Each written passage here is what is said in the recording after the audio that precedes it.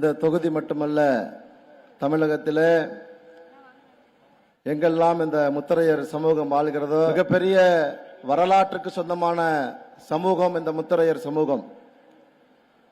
பேரரசர் பெரும்பிடுகு முத்தரையருடைய 1350வது சதய விழாவை கொண்டாடி முடித்திருக்கிற சமூகம் இந்த முத்தரையர் சமூகம்.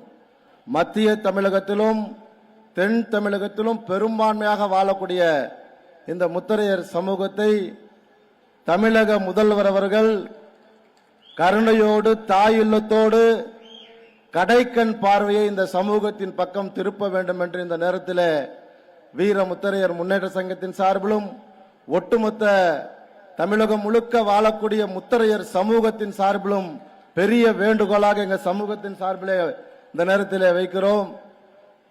வரலாற்றுக்கு சொந்தமான சமூகம் இருந்தாலும் இன்றைக்கு பொருளாதாரத்திலே, வேலைவாய்ப்பிலே, கல்வியிலே எல்லா நிலையிலும் கீழ்நிலையில் இருக்கக்கூடிய சமூகமாக இந்த சமூகம் இருக்கிறது.